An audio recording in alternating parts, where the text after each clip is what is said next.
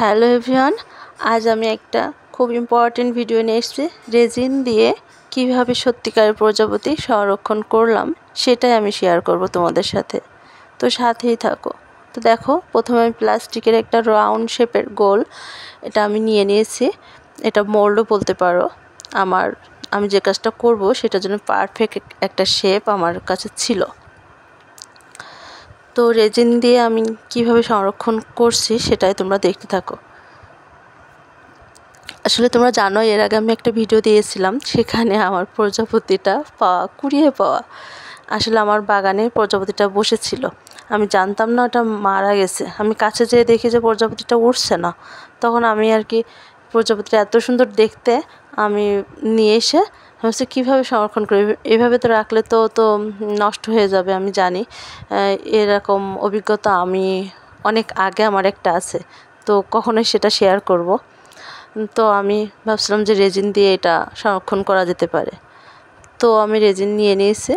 তো রেজিন 3 ধরনের হয়, 1:1, 2:1, 3:1।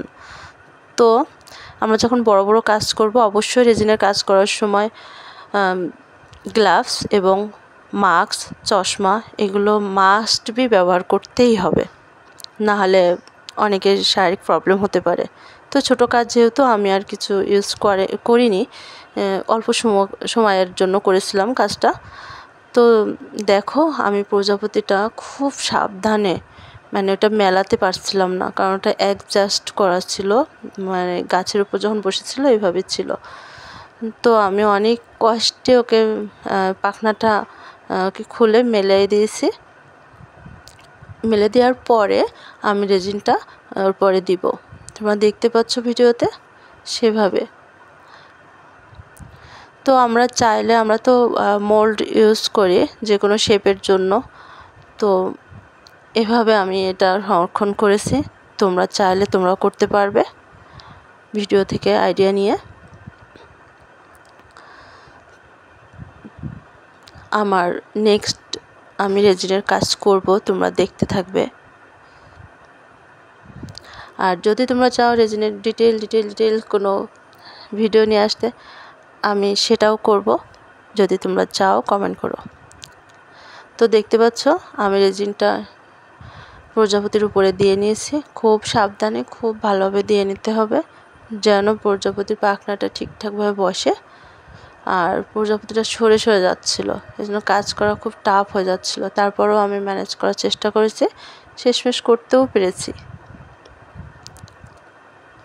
আর রেজিন খুব একটা এক্সপেন্সিভ ব্যাপার, সেজন্য এটা নষ্ট করা যাবে না। রেজিন থাকলে যে কোনো কাজ করে ফেলতে হবে। আর আস্তে আস্তে প্রজাপতির উপরে রেজিনটা দিয়ে নিতে হবে। যেহেতু এটা সত্যিকারের প্রজাপতি, তো রেজিনটা ওর উপরে দাঁড়াচ্ছে না আর কি।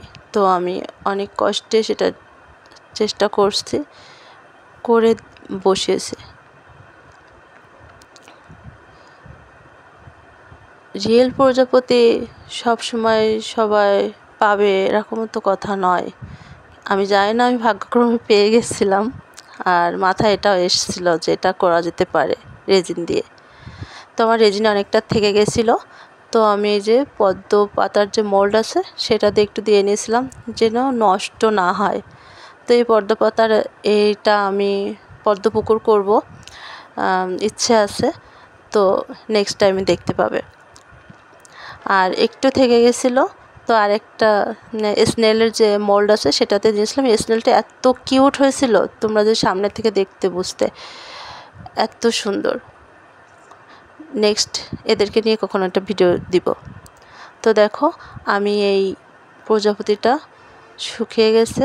এটা আমার কিন্তু সারা রাত রাখা লাগছিল, পরের দিন আর কি মোল্ড আউট করছিলাম। তো দেখো ফাইনাল লুক, এত সুন্দর। ব্যাকগ্রাউন্ডে এটা একটু এসছে, আর সামনের এটা। এই যে আমার রিয়েল প্রজাপতি, কিউট না? আমি এটা করতে পেরে এত খুশি লাগছিল। আমি আমার ছোট্ট রেজাল্টটা রাখছি একটা ক্যানভাস হিসেবে। তোমরা জানিও কেমন হয়েছে। Thank you for watching.